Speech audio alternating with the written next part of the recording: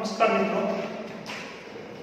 આજે આપણે સામાજિક વિજ્ઞાન ધોરણ 8 લેક્ચર નંબર 4 પાઠ બીજો આપણી આસપાસ શું વિશે માહિતી લઈએ.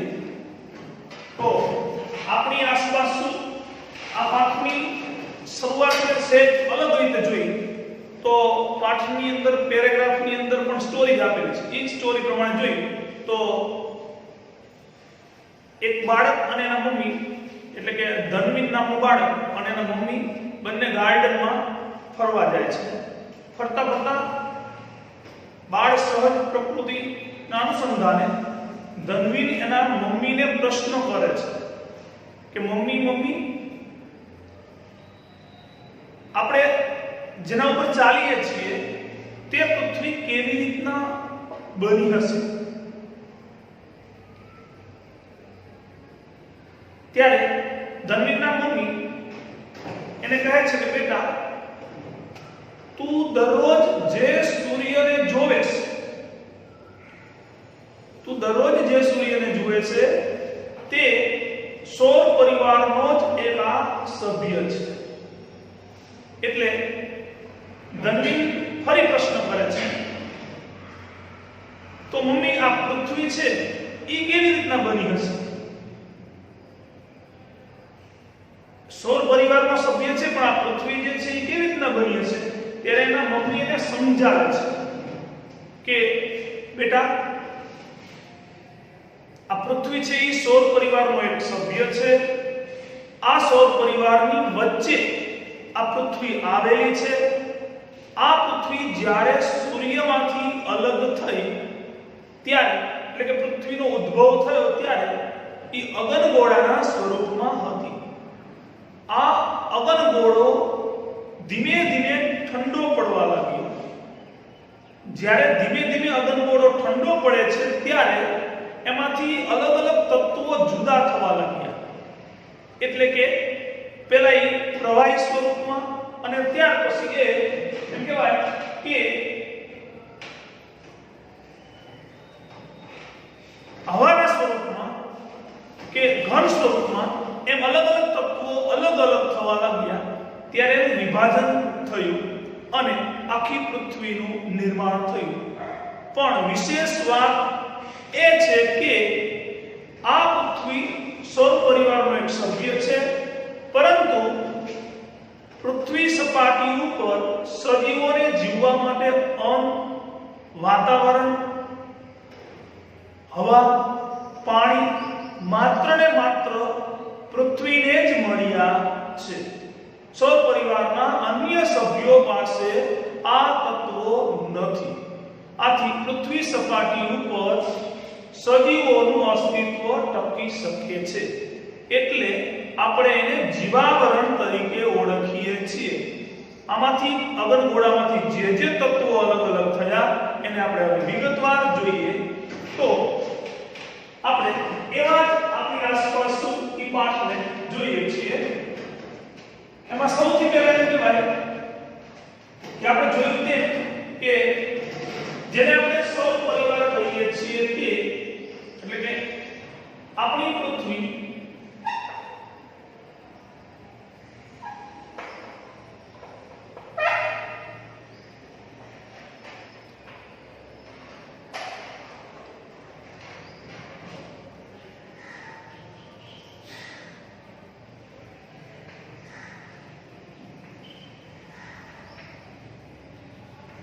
નો એક સભ્ય છે.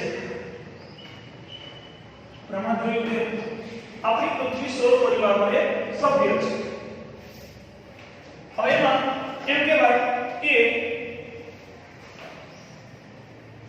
પૃથ્વી સૌર પરિવારના સભ્યોની વચ્ચે પૃથ્વી આ સૌર પરિવારના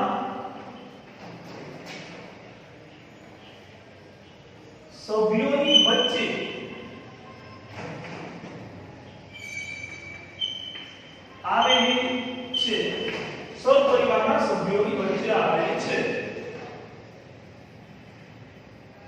સૌથી વિશેષ વાત એ છે કે અહીં લખી છે આપણે સૌથી વિશેષ વાત એ છે કે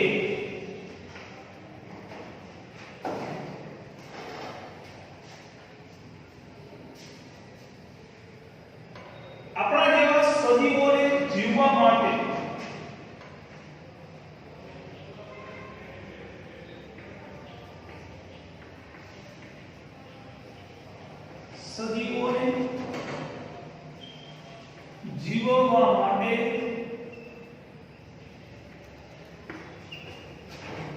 જીવવા માટે જરૂરી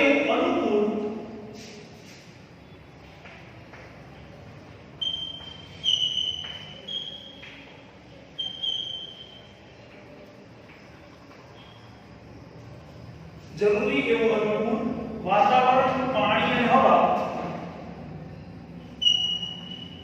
વાતાવરણ, પાણી અને હવા માત્ર પૃથ્વીને જ મળેલા છે.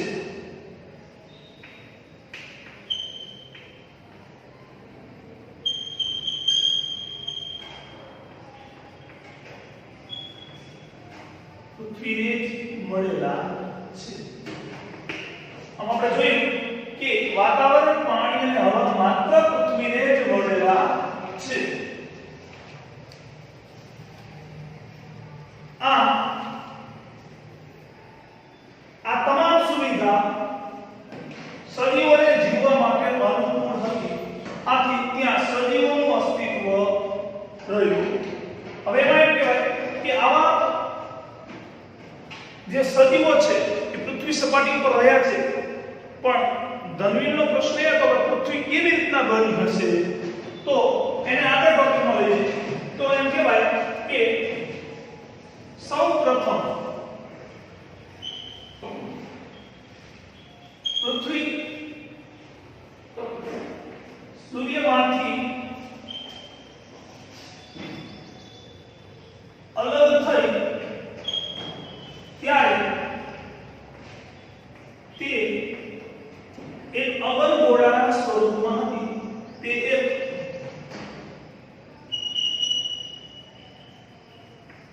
અગનગોળાના સ્વરૂપમાં હતી.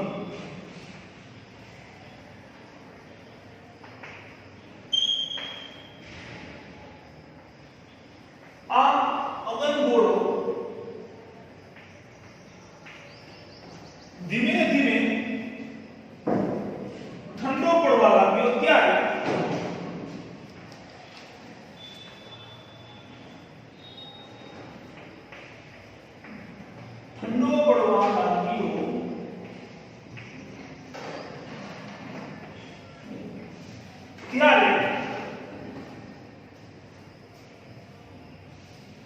તેના કેટલાક તત્વો પહેલા ત્યારે તેના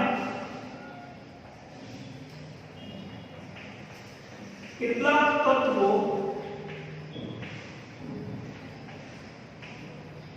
પહેલા પ્રવાહી સ્વરૂપમાં અને ત્યારબાદ પહેલા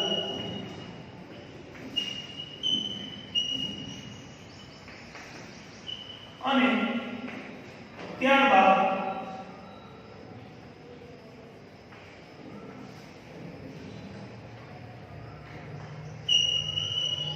ઘન સ્વરૂપમાં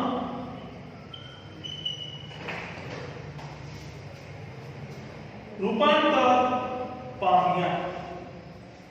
ઘન સ્વરૂપમાં રૂપાંતર પામ્યા એમ કહી શકાય. એટલે આ કેટલું ખરું કહી શકાય. સ્વરૂપમાં રૂપાંતર પામ્યા. હવે આમાંથી કેટલાક તત્વો એવા હતા કે જે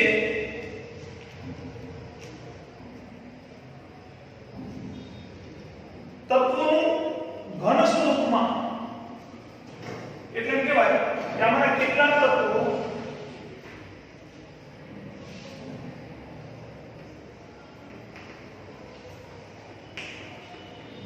કેટલાક તત્વો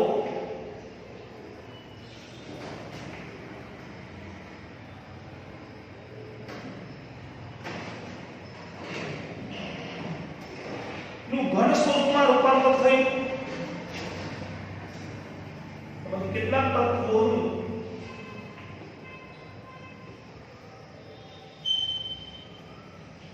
ઘન સ્વરૂપમાં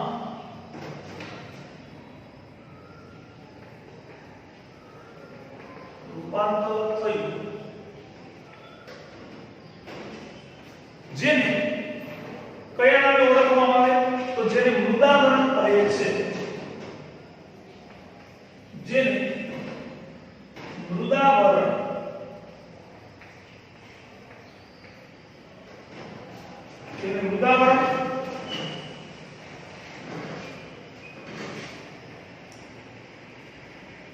કેટલાક તત્વો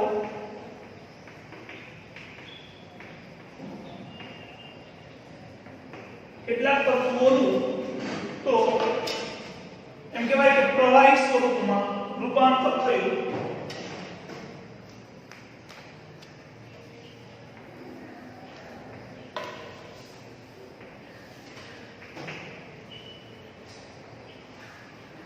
પ્રવાહી સ્વરૂપમાં રૂપાંતર થયું, જેને કયા નામે ઓળખવામાં આવે છે તો પ્રવાહી એટલે જલ, તો જલાવરણ એટલે રૂપાંતર થયું, જેને જલાવરણ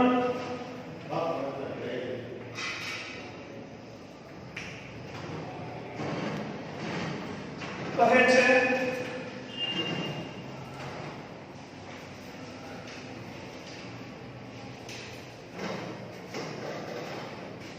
જે તત્વોનું વાયુ સ્વરૂપમાં રૂપાંતર થયું એટલે કે કેટલાક તત્વો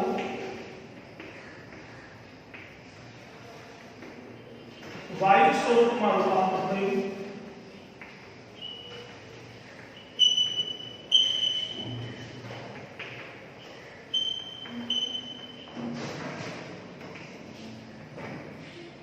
તેને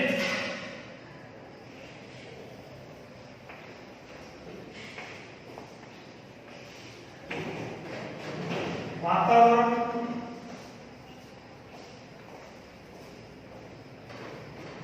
અને જે તત્વોનું રૂપાંતર એમ કહેવાય કે જે સ્વરૂપમાં થયું તેને તે સ્વરૂપે ઓળખવામાં આવે છે. એટલે કે મૃદાવરણ ઘન સ્વરૂપે થયું તેને મૃદાવરણ કહેવાય, પ્રવાહી સ્વરૂપે રૂપાંતર થયું તેને જલાવરણ કહેવાય, અને જે તત્વોનું વાયુ સ્વરૂપમાં રૂપાંતર થયું તેને વાતાવરણ કહે છે.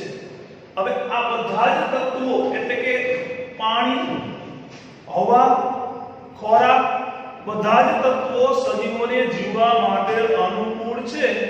ઈ તત્વો જે જગ્યાઓ પર મળ્યા અને સજીવોનું એક સૃષ્ટિ તૈયાર થઈ, જેને આપણે જીવાવરણ કહીએ છીએ. એટલે ચોથા નંબરે આવશે જીવાવરણ. આ ચાર તત્વો આપણને પ્રાપ્ત થયા. આવા ચાર તત્વો વિશે આપણે એમ કહેવાય કે જોઈએ તેમાં સૌથી પહેલા આપણે મૃદાવરણનો અભ્યાસ કરવાનો છે. પૃથ્વી સપાટી જ્યારે સૌર પરિવારમાંથી અલગ થઈ ત્યારે ઈ તત્વો પ્રમાણે બે ભાગમાં એક ભાગમાં પૂછાય તો આપણને ખબર પડવી જોઈએ કે જે તત્વોનું ઘન સ્વરૂપે રૂપાંતર થયું તેને ખાલી જગ્યા નામે ઓળખવામાં આવે છે તો મૃદાવરણ કહેવાય, અને જે તત્વો પ્રવાહી સ્વરૂપે રૂપાંતર થયા તેને કયા નામે તો કે જીવાવરણ એટલે કે જલાવરણ અને કેટલાક તત્વોનું વાયુ સ્વરૂપમાં રૂપાંતર થયું તો એ વાતાવરણ તરીકે ઓળખાણા. અને આ બધા જ તત્વોનું અસ્તિત્વ સજીવો માટે ઉપયોગી બન્યું એ જગ્યાને આપણે જીવાવરણ કહીએ છીએ. એટલે પૃથ્વી સપાટી ઉપર કેટલા આવરણો અસ્તિત્વમાં આવ્યા તો મૃદાવરણ, જલાવરણ, વાતાવરણ અને જીવાવરણ. અને હવે આપણે મૃદાવરણ વિશે અભ્યાસ કરીએ. બરાબર મિત્રો, તો તમે આ માહિતી થોડી નોટ કરી લો, ત્યાર પછી આપણે આગળ મૃદાવરણનો અભ્યાસ કરીએ.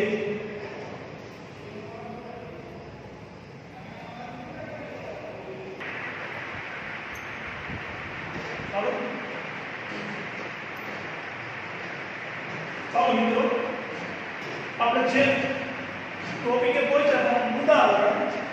તો મૃદાવરણ કોને કહેવાય? આ મૃદાવરણ વિશે જોઈએ તો સૌથી પહેલા આપણે મૃદાવરણની વ્યાખ્યા જોઈએ. આપણે પૃથ્વીના જે ભાગ પર વસવાટ કરીએ છીએ તે ભાગ મૃદાવરણ કહેવાય છે સામાન્ય રીતે. પણ એની સંધિ છૂટી પાડતા જોઈએ તો મૃદ એટલે માટી, આવરણ એટલે પડ. આ મૃદાવરણ બને છે માટીનું બનેલું એક આવરણ, પડ, જેને આપણે મૃદાવરણ કહીએ છીએ. ફરીવાર વ્યાખ્યા એક માર્કમાં આવે તો આપણને યાદ રહેવી જોઈએ.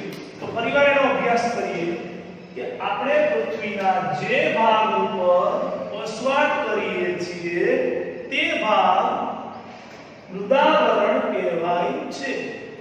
મૃદુ એટલે માટી, આવરણ એટલે પડ. આ મૃદાવરણ બને છે. હવે એ મૃદાવરણની વિસ્તૃતતાથી માહિતી લઈએ તો પૃથ્વીનો ઉપરનો પોપડો માટી અને ખડકો જેવા ઘન પદાર્થોનો બનેલો છે. ધારો કે તમે કોઈ ખેતર કે વાડીની અંદર પાણી પીવડાવ્યું હોય જમીનને, ત્યાર પછી જમીન સુકાય એટલે ઉપર એક પડ બંધાય, પોપટી જેવું, જે મોનથાળથી બનાવ્યો હોય તો મોનથાળ ઠરે એટલે ઉપર એક લાઈટ આપતું પડ બને. એવા પ્રકારનું એક પડ બને. એ જે પતલું પડ છે એ પૃથ્વી સપાટીનો ઉપરનો પોપડો કહેવાય. આ પોપડાની અંદર ભેજ રહેતા એની અંદર બીજ આવતા, બીજને ભેજ એટલે કે માટી સાથે પાણીનો સંગમ થતા તેમાંથી કૂપણો ફૂટે છે. એટલે એ ફળદ્રુપતાના તત્વો એની અંદર રહેલા હોય છે. પણ આપણે એની વાત નથી કરતા, આપણે મૃદાવરણ કોને કહેવાય એ જોઈએ છીએ. એટલે કે માટી અને ખડકો જેવા ઘન પદાર્થોનો બનેલો છે પૃથ્વી સપાટીના ઉપરનો ભાગ, તે ઘનાવરણ કે શિલાવરણ કહેવાય છે. તે ઘનાવરણ કે શિલાવરણ કહેવાય છે. આમ જોઈએ તો આ પૃથ્વી સપાટીનો આશરે 29% ભાગ એક માર્કની ખાલી જગ્યામાં પૂછાય તો ખાસ તમારું ધ્યાન દોરું છું કે આ પૃથ્વી સપાટીનો આશરે 29% ભાગ રોકે છે. આ કેટલો ભાગ રોકે છે? પૃથ્વી સપાટીનો આશરે 29% ભાગ રોકે છે. અને એનું પડ તમે જુઓ તો તમે જોજો કોઈ ખાડો ગાળતા તમે જોયા હશે કોઈ મશીનથી, જેસીબી યા કોઈ પણ પ્રકારના યંત્રોથી, તો એની અંદર તમે જોજો એક પછી એક અલગ અલગ કલરના માટીના પડ આવે. પહેલા ઉપર ધૂળ હોય એ આગી કરી એટલે ત્યાર પછી ખાડો તમે જ્યારે ગાળો ત્યારે એની અંદર એમ કહેવાય કે સરસ મજાનું એક કાળી માટી નીકળે કે રાતી માટી નીકળે, પછી રેતી નીકળે, ત્યાર પછી અંદર થોડો ભેજ આવે. આમ માટીનું પડ હોય તો એ વાતને આપણે અહીંયા જોઈએ તો કે આશરે 64 થી 100 કિમીની જાડાઈ આ પૃથ્વી સપાટીનો પોપડો કેટલી જાડાઈ ધરાવે છે? તો કે 64 થી 100 કિમીની જાડાઈ ધરાવે છે. આપણે ક્યારેક ખબર હોય તો આખા ગામને માતાજીના પ્રસાદ બનાવવા માટે બોલાયા હોય, આખા ગામને પ્રસાદ આપવાનો હોય તો પ્રાચીન સમયમાં એવું કહેવાતું કે સુખડીનો પ્રસાદ થતો. તો સુખડીને બહુ એટલા બધા પાત્રો નહોતા ઠારવા માટે, એટલે પહેલા એક ઘાટ સરસ મજાનો તૈયાર કરે, સુખડીનો ઠારી દેવામાં આવે. ત્યાર પછી થોડો કોરો લોટ ભભરાવે, ત્યાર પછી ત્રીજું પડ એની ઉપર નાખવામાં આવે, ત્યાર પછી કોરો લોટ ભભરાવે, ત્યાર પછી ત્રીજું પડ, એમ દર ઉપર દર જમાવવામાં આવે અને એક સાથે 5-6 દર સુખડીના તૈયાર થતા. એક પછી એક ઉખાડો એટલે એમ જે છેલ્લે નીચું જે છે એની અંદર ઘણું બધું આ ઘી નીતરીને ઉતરેલું હોય, એમ નીચેનો જે પૃથ્વી સપાટીનો પોપડો છે એની અંદર બધા જ ભેજ ભેગા થઈ એટલે પાણી સ્વરૂપે આપણને જોવા મળે છે.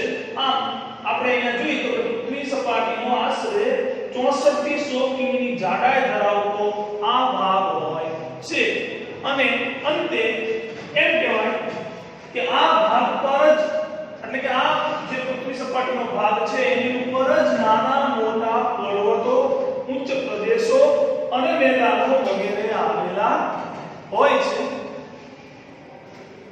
ક્યારે આપણે કે જે આપણે હિમાલય પર્વત જોઈએ છીએ કે કોઈ પણ પ્રકારના ડુંગર જોઈએ છીએ, જૂનાગઢનો ડુંગર જુઓ તો આ બધા જ જે પર્વતો ડુંગરો છે, ઉચ્ચ પ્રદેશો છે, દ્વીપકલ્પીય ઉચ્ચ પ્રદેશ, ઉત્તર ભારતનું ફળદ્રુપ મેદાન, તો આ બધા જ તત્વો એની ઉપર આવેલા હોય છે.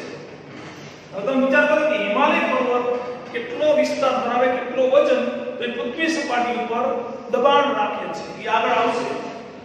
તેની ઊંડે જતા તાપમાન વધે છે. જેમ જેમ પૃથ્વી સપાટીની અંદર તમે જાઓ તેમ તાપમાન વધતું જાય, કારણ કે ખાડો કરો, ખાડા બહુ કરો તો શું થાય, ગરમીનું પ્રમાણ વધે. એટલે તેમાં પૃથ્વીના પેટાળમાં રહેલા ખડકોના પીગળેલા રસને એક સંકલ્પના યાદ રાખવાની કે મેઘમાં કોને કહેવાય, તો એની આ સંકલ્પના છે. એટલે ખાસ ધ્યાન દેવું જોઈએ કે મેઘમાં કોને કહેવાય. એવો પ્રશ્ન આવે તો કે તેના પૃથ્વીના પેટાળમાં ઊંડે જતા જે રહેલા ખડકો પીગળે છે, આ પીગળેલા રસને મેઘમાં અથવા ભૂરસ કહે છે. પરિવાર તેમાં પૃથ્વીના પેટાળમાં રહેલા ખડકોના પીગળેલા રસને મેઘમાં અથવા ભૂરસ કહેવાય છે. એટલે મેઘમાંની સંકલ્પના તૈયાર. હવે આ જે રસ છે જે ગરમ થતા ઉપરની તરફ પૃથ્વી સપાટી ઉપર આકર્ષાય છે અને પૃથ્વી સપાટીને ફાડી અને બહાર નીકળવાના પ્રયત્નો કરે છે, પરંતુ એ પૃથ્વી સપાટી ઉપર ખેંચાતા, આકર્ષાતા ત્યાં રહેલો ઉપર જે પર્વતીય વિસ્તાર, ઉચ્ચ ભૂમિ, એની ઉપર એટલું જ દબાણ આવે છે જેથી કરીને આ ભૂરસને બહાર નીકળવા દેતું નથી અને આખી એમ સંતુલા જળવાય છે. પરંતુ જે જગ્યા ઉપર જે પૃથ્વી સપાટી નબળી હોય એની ઉપર દબાણ એટલું ન મળતા ત્યાંથી આ ભૂરસ પૃથ્વી સપાટી ફાડી, પૃથ્વીના પોપડાને ફાડીને ત્યાંથી બહાર નીકળે છે, જેને આપણે જ્વાળામુખી તરીકે ઓળખીએ છીએ. તો આમ થયું આ મૃદાવરણ. હવે આ મૃદાવરણને ફરી ધન્વીને મૃદાવરણ વિશે તેના મમ્મીએ સમજાવી દીધું, પરંતુ આ ધન્વીને એના મનની અંદર રહેલો પ્રશ્ન ફરી એના મમ્મીને પૂછે છે કે મમ્મી, આ મૃદાવરણ આપણને કઈ કઈ રીતે ઉપયોગી બનતું હશે અથવા કઈ કઈ રીતે ઉપયોગી બને છે? તો એના મમ્મી ધન્વીને કહે છે કે બેટા સાંભળો, આ મૃદાવરણ છે એ આપણને એક તો પીવાનું પાણી પૂરું પાડે છે,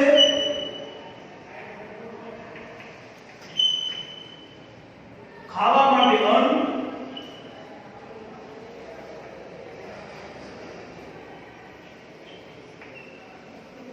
શ્વાસ લેવા માટે હવા,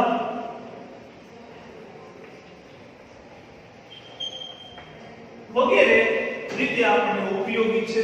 એ મૃદાવરણ ઉપર આપણે ઉદ્યોગ, ધંધા, ફેક્ટરી વગેરે પણ સ્થાપવા માટે એની ઉપયોગિતાને જોઈએ તો એના ઉપયોગો અનેક રીતે છે, જેથી કરીને મૃદાવરણ આપણા જીવન માટે ખૂબ ઉપયોગી બને છે. અહીંયા મિત્રો મૃદાવરણનો ટોપિક આપણે પૂરો કરીએ છીએ. એટલે તમારે આને નોટ ડાઉન કરવો હોય તો તમે એને સ્ટોપ કરી અને સ્ક્રીનશોટ લઈ ઝૂમ કરી અને તમે લખી શકો છો.